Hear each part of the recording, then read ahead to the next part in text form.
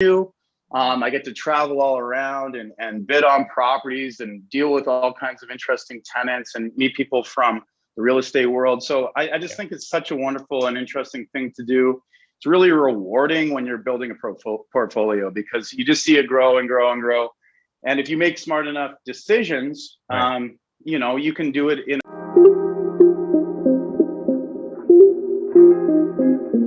Welcome to the Golden Nuggets of Real Estate Investing, a podcast dedicated to helping you achieve financial freedom through real estate.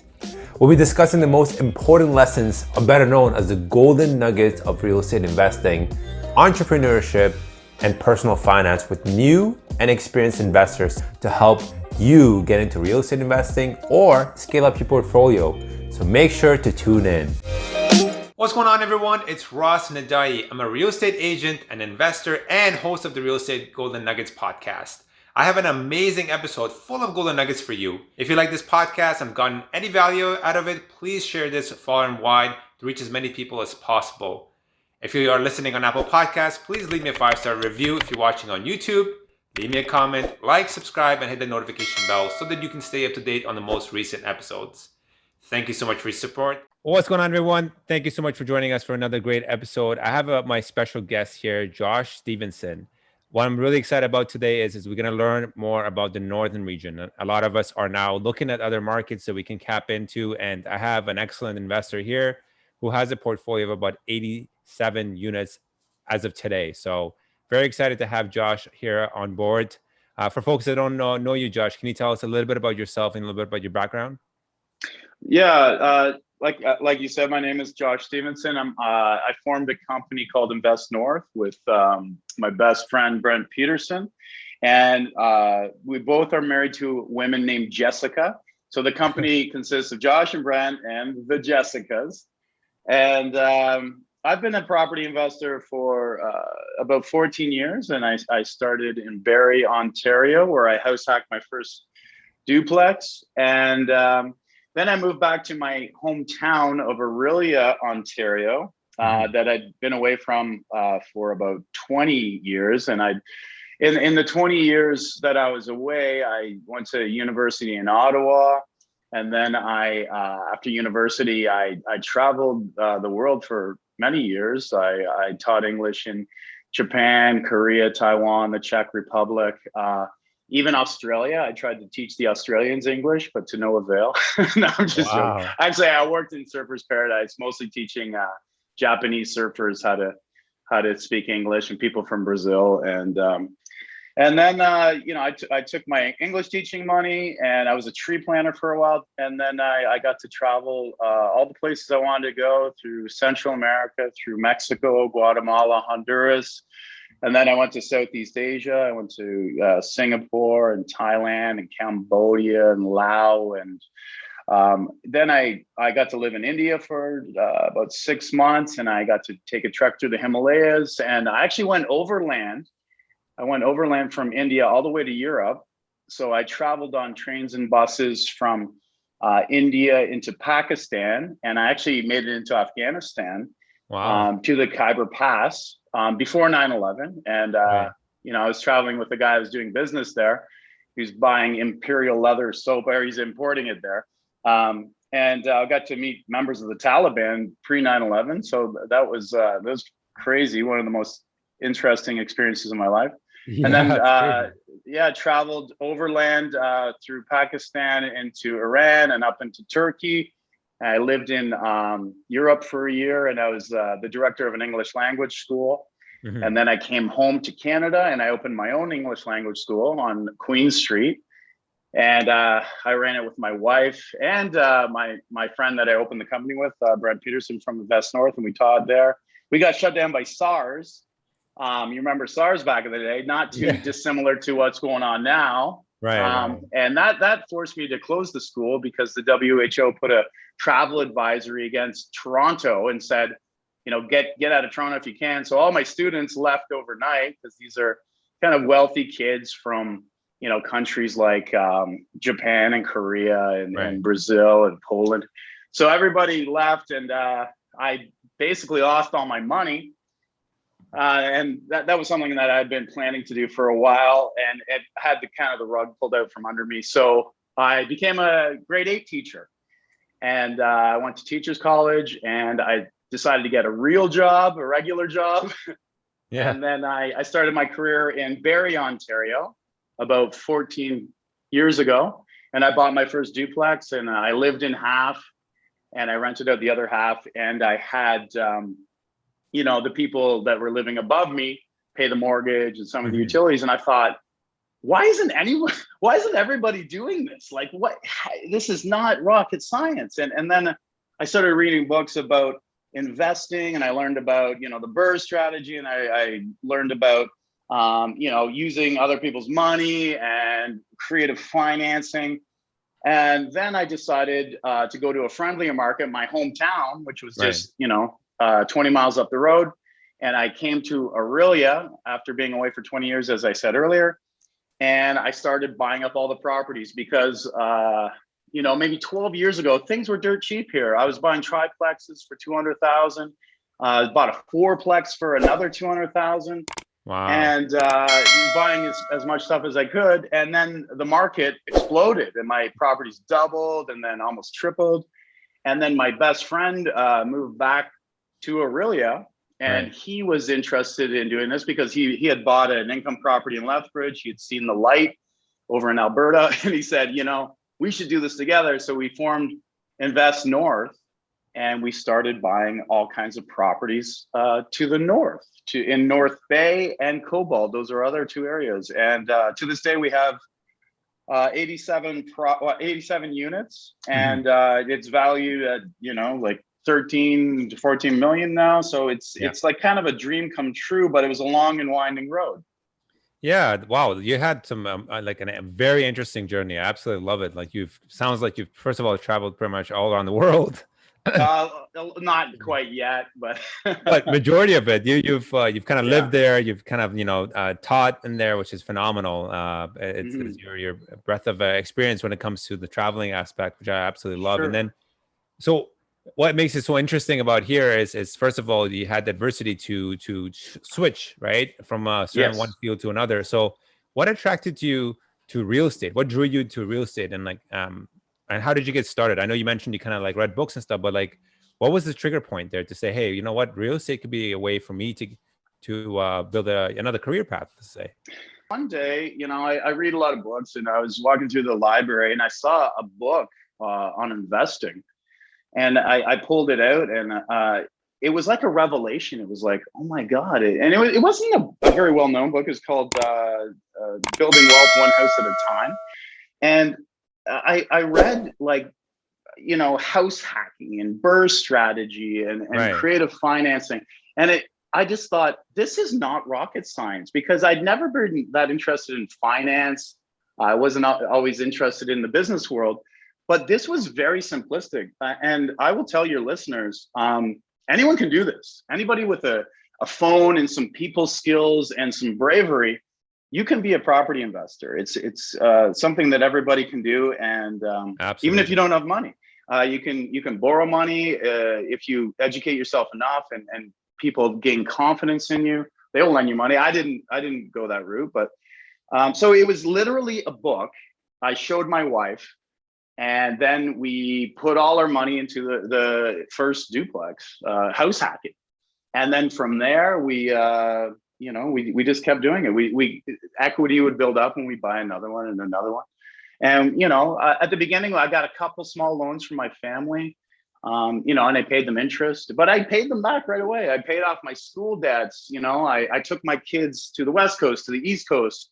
I took my kids to New York City, and we bought a boat for the cottage, and, got to do these things that I could have never done on a teacher's salary. And I'll tell your listeners, not everybody's going to retire as a property investor, but one house or two houses or 3 income properties can change your life. You can get the life that you wanted. You can, buy the things that you want, and it provides a little more freedom. When you have more money, you have a little bit more freedom.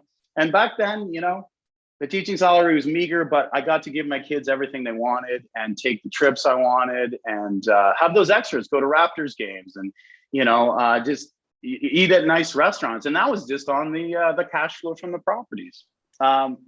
First of all, I got to tell you, we deal with credit unions now. We started off with conventional banks, right? And conventional banks, like there's the big 5 banks in Canada, and they will give you usually about 4 or 5 properties, and then they'll tell you to piss off. They're like, you got too many properties, you're too much of a liability, take off. Yeah. So a lot of people give up before they get there, but if you get to 5 properties and you get told no by all these conventional banks, don't give up. So we started looking around, and we started watching YouTube videos, and we started, just fishing in the water. And we found that credit unions are actually way better lenders. And credit unions, they don't have as strict rules as conventional banks. So one day I decided that I was going to call or email every credit union in Ontario and ask them this. I was going to ask them if they would lend us 80%, maybe we could make a deal with a seller who would lend us the other 20% and get 100% financing. Right. And every credit union in Ontario told me to take off, except for one. And one said, you know what, you guys have enough equity in these buildings. We feel comfortable doing that, because if you screw up, we're just going to maybe take some equity from these other buildings. So we've done 6 no money down deals now. And we've basically, what I do is I approach the seller. So say somebody's going to sell a building. Yeah. And oftentimes, if a building's got some difficult tenants in it, or, if the seller is super motivated, they will offer you something called a vendor take back mortgage, which is something I'm sure you know about. So the vendor take back mortgage is basically the seller lending you the down payment. So the first time I did it, it was crazy. We bought a house off Facebook. So there was a house in Rutherglen, Ontario. It was a little town outside of North Bay. And this woman on Facebook was selling a 4-plex. So I approached her personally. I said, hey, listen, if you lend me the 20%, I will buy your place. And she said, well, okay. And she had a look at my portfolio, and she said, yeah, sounds good to me. So I called the credit union. They said, all right, let's do it. And she lent us 20%, and the credit union lent us 80%. And we got like a no money down deal. And we were high-fiving. Our hands were sore from high-fiving so much. And we said, how the hell can this happen? How is this possible? And all we had to do was pay closing costs, right? So we paid some closing costs, and it was just a few grand. So our return on investment was like infinite. Like, our cash on cash return was like through the roof. So of course we duplicated it, and we've bought 5 more since then. It's getting a little harder now because the markets have taken off up in North Bay for sure. And in North Bay, people are getting a lot more. Like the average house has increased in value about 45%. And there are bidding wars, because all you guys from the city are coming up and buying everything and competing with me now. So damn you for that. But back before COVID, where everything took off like a rocket, people were lending us the 20% to buy a building, and it was absolutely phenomenal. And after about 4 buildings, getting them absolutely paid out except for the closing costs, the credit union said, okay, now we want to put a blanket mortgage on another property that you have in Aurelia, something that's worth a lot of money. So our last couple deals, what we've had to do, we say, we want to borrow the money from the seller. And the last one we did was an $800,000 deal on like a row of 6 townhouses. And the seller said, you know what, we'll lend you the money, but if you don't pay me back, I'm going to take the money out of this property that you have in Aurelia. So we put something called a blanket mortgage on a property we had in Aurelia. It was worth, enough money. So if we screw up, which we never do, by the way, that money, the seller can take the money from the Aurelia property. And we've done 2 blanket mortgages. So, I mean, even when you think you're at the end of your rope, you can find a new and creative way to keep going. So it's pretty amazing. So talk to me about the way, I know you mentioned your partner is pretty much the one is sourcing these deals. So are you finding these off market, or are you buying on MLS? Like, what has been the strategy in the acquisition side? Oh, okay. Well, we've created something called the deal funnel, and the deal funnel is all the deals are funneled to us if we can do it. So we kind of cast a wide net. So we become friends with mortgage brokers and realtors and other property investors with larger portfolios, and just people interested in real estate in general. So I'd say, I'd say the majority of our deals in the beginning were on MLS, and you can still find a good deal on MLS. You should never, turn your back on MLS. However, the really, really good deals are usually off-market deals. Yeah, and we have realtors that like working with us. And when they know something, when somebody is about to sell a property, they'll say to, the seller, hey, listen, do you want to talk to these investors that they know what they're doing? They're going to treat your tenants right. They can offer you some creative financing. And this is another pitch that I use, and don't tell anybody about this either. But the vendor take back mortgage, when the seller lends you money, that's a win-win. So basically, when the seller sells their building, they have to pay something called a big capital gains tax. Like the government says, oh, hey, you just made a lot of money. And when you sell your own home, you don't pay capital gains. But when you sell a cottage or an income property, you're dinged, right? So you get a big capital. Exactly. So there's a big capital gain to be paid.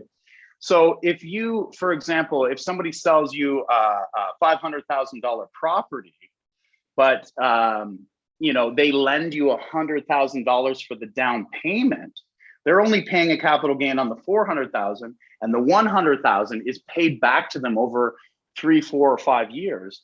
And they save a ton on capital gains because they're not getting all their money all at once, right? Yeah, that's right. So they save on capital gains. They love that. And also they get these monthly payments. So they usually, let's say this person owns the $500,000 property outright.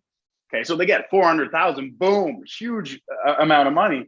But they also get these monthly payments, which is kind of like just extra cash that they can, use for whatever the heck they want. So it's really win-win. And the sophisticated investors love it. We try and explain to some people. Some people want all their money right at once, but a sophisticated investor loves the capital gains angle, and they love being paid month after month for years. I love that you brought that up. Yeah, because my question is, for a lot of folks, they don't understand, right, this concept of vendor take back. I'm talking about like on the seller's perspective, for instance, right? Like you said, many would be like, no, I just want my money and I'm out. So how do you go about having that conversation with them, or educating them on the fact, right, and how it works? Because I feel majority of folks don't even have a clue that there's another way for them to even cash flow in a sense, right? Because when they are lending to you, they're essentially acting like as a bank, right? So what are some of the obstacles you've had when you had those conversations with some of these sellers?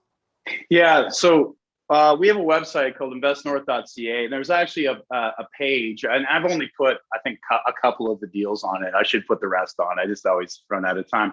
But I say, well, here you can read about it, and I'll put a picture of the house and the asking price. Asking price $500,000. What we paid the seller, $525,000 over 5 years, and it kind of explains it there. But what you have to do is first of all, you approach the seller. The seller usually has an agent, and you try and you tell the agent about the benefits of it. And if the agent is savvy enough or sophisticated enough, they will relay that information. So the two things that we always hit home on, like if I'm super interested in a building, I will tell them, first of all, how much over asking they're going to get. And it's thousands and thousands over asking over the course of the loan. Yeah. And the second thing is I try and work out, and it's hard to tell what type of capital gains they're going to pay, because everybody earns different amounts of money. And if you earn a ton, your capital gain's a bit higher. But I kind of give them a rough approximation of the capital gain. So, how much over asking they're going to get, and the capital gain that they're going to save. And those two things, in combination with the third thing, which is our portfolio is quite substantial now. And of course, we're going to be good for the loan. All right. And we also signed promissory notes, and it's all basically written by lawyers. So, if you screw up on the VTB, it's like a second mortgage almost. It's like they're gonna get their money no matter what. But when they see that you own a bunch of property, or if you have a bunch of equity in your one home or whatever, they feel a little more comfortable. They think, oh, well, if these guys default, I'm just going to get my money here. That's right. So That's yeah, right. so you just got to make them sleep a bit better at night, and they're down with it for sure. Yeah, no, I love that. I love that. And that's what it is. They just want to have a security blanket in case something, you default, and because they may think, what, I don't know you. What happens if, if I don't get my money now? Because it's a fear, and Yep. it's a valid one, I would say, especially for folks that have been or in the stage where they're retiring, right? They feel like they just need to take that money, park it somewhere else, or use it because, they Yeah. worked hard all their life, right? So For sure. For sure. so how often do you have the conversation? Is it so is that mainly the main and butter that you've been using? Is that what you've been focused on entirely in terms of using other people's money or using creative financing to scale this successfully? Yeah. Well, the no money down deals have really kind of put us over the top. More recently, I took my entire teacher's pension and I paid into it for 14 years, and I liquidated it. And I've done two things. Now I lend out money to guys like me that want to borrow money for real estate projects, but Yeah. we've also put it into real estate. So yeah, I would say tapping equity has been probably our bread and butter. Secondly, the no money down deals have been amazing. And thirdly, liquidating my pension. And, everybody told me not to do it. Everybody said, keep your pension, like what if, a meteor hits the earth or, so a lot of people, thought that it was a bad idea. But I'll tell you one thing, Ross, I liquidated my pension and I took all of the money from my pension and I completely replaced my teaching salary with my pension money. Wow. And I did it on two loans. I loaned out my money at 10% and 10% to two dudes. Then I bought that Airbnb motel that I turned into apartments. And then I bought the cheapest duplex in Ontario at $70,000. So those four things pay me now monthly more money than I ever made as a teacher. So you can take your pension and liquidate it and actually do better. But you got to know this stuff, right? You got to learn, and you got to kind of be brave and not afraid to take risks. The investment side of the lending out your money, right? Your RSPs, you said? Yeah, and one thing that I kind of, it struck me is a lot of people over the years are kind of naysayers. And like an example is when I was going to liquidate my pension, and everybody said, don't do that, you're going to live on that for the rest of your life, and don't screw that up. But I think you should never accept advice from somebody who hasn't taken a risk or somebody who isn't following kind of their life stream. So I mean, I think the naysayers are the first people who are not always satisfied with their life, or they're kind of pessimistic in their core. So I'll take advice, but I'm not going to take advice from somebody who's not doing a lot better than me, or who I don't respect their life decisions, or they've never, like I said, taken a risk, or they're not living the life they want. So absolutely.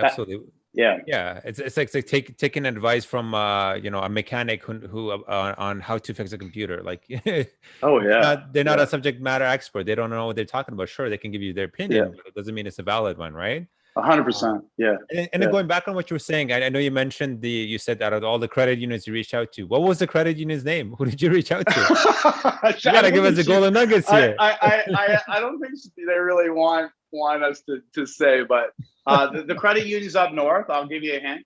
There's the Northern Credit Union. Okay. Meridian's a big one. There are credit unions everywhere. Case Populaire is another one. But that's one secret I'm going to keep close to my chest. yours to keep. Fair. No and one thing I will tell you, they won't do it with everybody. Like you have to have an existing portfolio. If you have a big house that's got tons of equity, a valuable house, they probably entertain that. But it works best for people with lots of equity and with a portfolio that they can tap, right? Like they can put a blanket mortgage here, or you have assets that work as collateral. So that works best for those types. For sure. And do they care, just for my audience here that are not too familiar with the credit unions, do they assess properties based on your income? Like, let's just say somebody's self-employed. Do they look at it differently, or do they also treat it just like a conventional lender, like a Yeah, bank? it depends how you purchase the property. Like when Brent and I started Invest North, basically we buy everything as a commercial piece of property because we are a numbered corporation, and it's not in our personal names. So Right. when you buy in a corporation's name, they don't look at you and how much money you make. And I was sick of that over the years. You're always struggling to, Yeah. that's why I couldn't quit my job. It's like, can you qualify for the mortgage, and your debt to income ratio has to be just so. But if you open a corporation and you buy things through the commercial department rather than as a private entity like yourself, they look at the building, not you. So they look at what's the cash flow of the building, what are the debts compared to the cash flow. So another piece of advice that your listeners will take away is if you continue to buy cash flowing assets that cash flow, you can keep going. But if you buy a lemon after a lemon, houses that have either minuscule cash flow or negative cash flow, or not enough cash flow, the bank's going to say, you know what, you can't keep going because you don't have enough money. How are you going to feel? Like, what happens if something goes wrong? Oh, absolutely. So you just have to be very strategic about the properties you buy. That's my business partner, Brian, is very strict. He's like, sometimes I'll say, hey man, it's by a lake, or, look at how gorgeous this is. What a nice big building, and we'll get good tenants. No, if it doesn't cash flow to the gate, we strike it from the record. And you cannot be emotional about your purchases. Just because it looks good or you like the location, it doesn't matter. It's all about the numbers. That's all that counts. I said the same thing even to some of my clients on the realtor side who I help with purchasing properties. When they ask me, what do you think of this? Or even my partners, like, how much renovations? I'm like, the number one advice I can give you is don't think that you're going to be living in there. Exactly. That's the best advice I can give you, because otherwise you're going to get over budget and you're going to overspend and over renovate, and that's not going to go well. It's a rental property. Of course, make it livable, make it nice, but do not make it luxurious, like as if you're going to live in there. You got to get that mindset shift. And it's very difficult for a lot of folks because they're so used to it, right? And especially the ones that are new, it's unfortunate, but they do think the moment they walk in, they're like, oh, wow, how could somebody live here with no AC? Oh, I got to go install brand new ductwork. I got to do all this, got to put new appliances in there. Like, no, you have to be strategic. That's the best advice I can give anybody, because like you said, every penny counts. And I go the same way, the same route. If a property doesn't cash flow, it's a no-no for me from the get-go. I'm not banking on equity. Absolutely not. Yeah. And you know what? You mentioned the 1% rule. That has been the golden rule for us. Like, I've bought recently a couple things under the 1% rule, but it's got to be real close. Everything else has been exceeding the 1% rule. When times were a little bit easier, but if it's too much below that 1% rule, like I know you guys in the city have to deal with a different set of circumstances, but that has been our golden rule. And I truly believe that's how we've been able to build this portfolio so big. You can look at a building like that. Like, what are the rents and what is the price? Come on. How much more simple can it get, right? That's right. Yeah.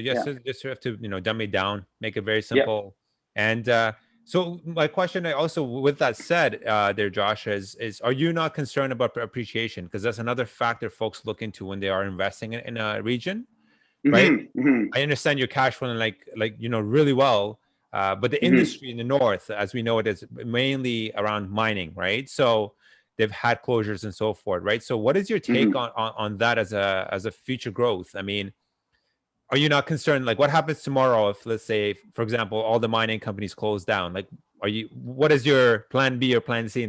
When we look at markets like North Bay, it has fairly solid market fundamentals. It has the army is up there. There was an army base that was quite substantial. Then they trimmed it down, and that hurt. There were some mines that closed.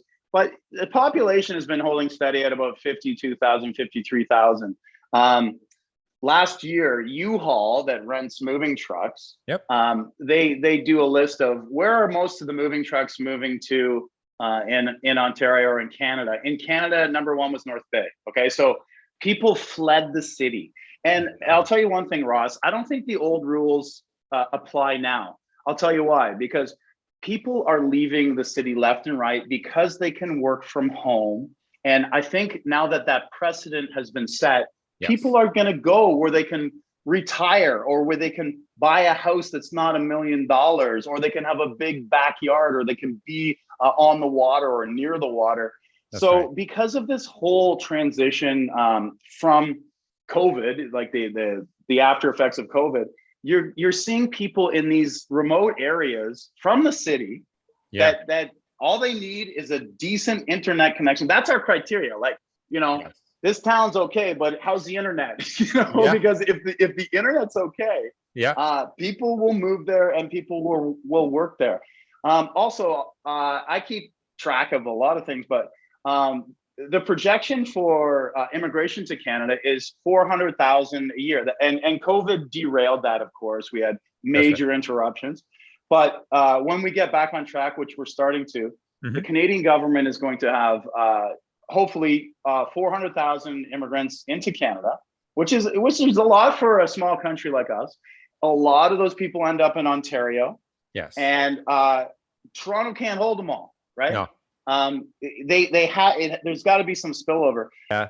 So let's talk about some of I know we talked a lot of great successes here with you, Josh. I just want to focus on some of the challenges that you face. What was the biggest challenge you faced so far in your journey? Well, I would say, because when we started off, we started buying, buildings that were kind of not A class, not B class, but C class, right? Because those Right. are the ones we could afford at the beginning. And it comes with a certain type of client, tenant. And I've had lots of difficult situations with them, and that puts stress on your home life, right? And your career. No, for sure. Josh, if you don't mind, I would love to take you on an actual deal if you can go through the numbers with us. I just wanted to illustrate, some of the properties that you've kind of bird or you manage. So if you have an example, I would love to go with some numbers. And if we can start off perhaps maybe with what you purchased it at, and I can just do a little bit of calculation here. Yeah, sure. So let's do, it is a really good deal, and we're kind of proud of it. This is like it's a sixplex, but it's like 6 single family homes. They're all 3 bedrooms. They all have finished basements, and they're all in really good shape. Yeah. So we bought 6 units, and they're all 3 bedrooms, and we bought that for $800,000. Okay. So that's and this is our most recent deal. And this is actually a no money down deal too. So that's maybe something that your listeners would be interested in. So do you want me to just run through it or yeah. What? So what is the gross rent for this property? This guy cash flows, not cash flows, the net rent, the gross income is $7,330 for each month. Yeah. Okay. And vacancy, what do you usually put? I usually put about 835, so that's basically an entire month taken off. But I'm sure you're probably a little bit lower. 5, would that be something? Yeah. So I'd say for that big of a unit, I would say we 5. we never have vacancy. We did, that's what we factor in it for delinquency. So these are people and right. For those non-payments and whatnot. Exactly. And I don't think in my 14 years I've ever had a vacant apartment unless I was renovating it. But I have had people, not choose to not pay their rent. So that's called delinquency. So let's call it 5% delinquency. Perfect. Yeah. And what's the property tax on this? The property tax is $710 a month. Perfect. And are these all separate meters, or are you paying for? No, it is separate meters. So I don't pay hydro or gas on any of these units. It's all the tenants pay this. So that was also super attractive about this. Perfect. And so what's the insurance on this building? The insurance is, where's the insurance? God, I need my glasses. $500. $500 a month. 500 a month. Okay. So we're looking at about 6,000 a year. Okay. Perfect. And maintenance, do you usually I calculate about 8%. Sorry? I usually calculate around 8%. I'm not sure what you're. I'd say 5, another 5. Sure. Yeah. So we'll go with 5 for your end. So 5% maintenance. Since you're property managing it yourself, like there's no fees involved there. Down Okay. the road, we'll do that. Yeah. For sure. So based on just those numbers that I crunched, unless there's any other operating costs that I haven't covered, it looks like you're cash flowing about $2,967 a month. Yeah. Oh my God. Yeah, but you didn't take the mortgage off that though. No, so like the mortgage on it at 640, it's at 80%. What's the mortgage on it? Let's talk about the mortgage. The mortgage is $2,868 a month because we pay a bit more because they're commercial rates. Got it. $2,868 a month. $68 a month. Wow. Okay. That's still incredible. So, and how much did you put any renovation costs into it? How much? No, all the units are ready to go. They're all, when people move out little by little, we will renovate. Yeah. But there's absolutely nothing wrong with the building. When people move out, we give it a basic reno, and Brent and I do all that too. We paint and we put new floors down if need be. Sometimes the kitchen needs a bit of updating, the bathrooms, but we keep it pretty cheap. We keep it, we've got lots of sources for our appliances called Kijiji. We're not going to go to the Leon's. So we try and keep the costs right down. We use stuff from the Restore if it's quality stuff. So yeah, that's what we're good at, keeping costs low. And that's how we've been able to grow this portfolio to the size it's at. Absolutely. Now. Yeah. Absolutely. Yeah. So based on that, even with that mortgage of $2,868, looks like you're still cash flowing about $2,462 a month. Yeah. And the only other thing that you did miss on that deal is the vendor take back mortgage. Okay. That's right. You have a little bit of difference here. Yeah. So what's the vendor take back on this? You said 20% of that? Yeah. So that mortgage is $666.67. So $666. So the cash flow does drop. But remember, I didn't put any money into this deal. So everything's gravy, right? The only thing I'm going to pay is closing costs on this bad boy. So, and land transfer tax, but that's a small price to pay for getting literally, free building. And so infinite returns. Yeah. Infinite return. And we've done this, 6 other times. So, I mean, I just feel fortunate that, I'm in a position to do it, but also, I did contact every credit union in Ontario, and I've been working my ass off for 14 years to get to this place. So for sure. A lot of hustle behind that kind of payoff. Absolutely. You create your own luck in this world. That's not. I agree.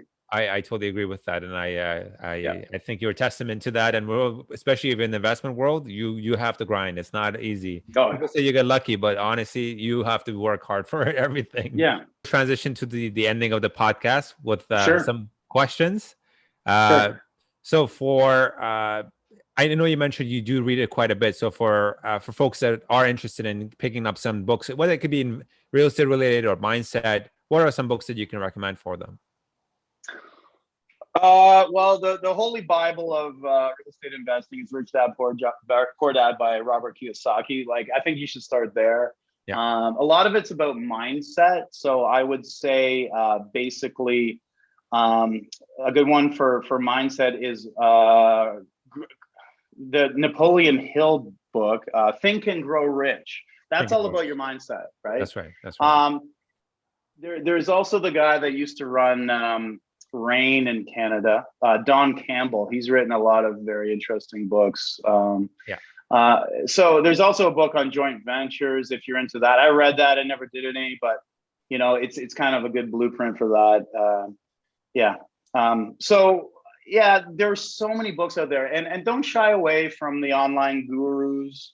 You're great to see and listen to. Matt McKeever. There are the Bigger Pockets guys. That's American, but a lot of it translates here.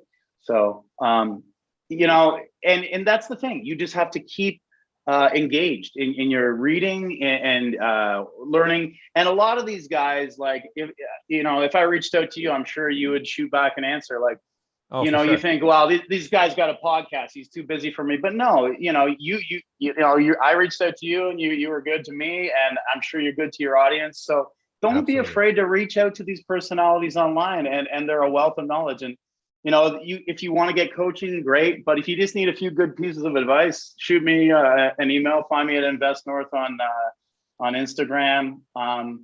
I have a YouTube channel called Adventures in Landlording. We shoot some videos that kind of chronicle our journey, and it's just important to put yourself out there and keep engaged. Last but not least, any last minute words for the folks, for the audience here? If there's one thing that you knew years before you started investing, what would that be? And I should say, if there was one thing you wish you knew before you started investing, what would it be?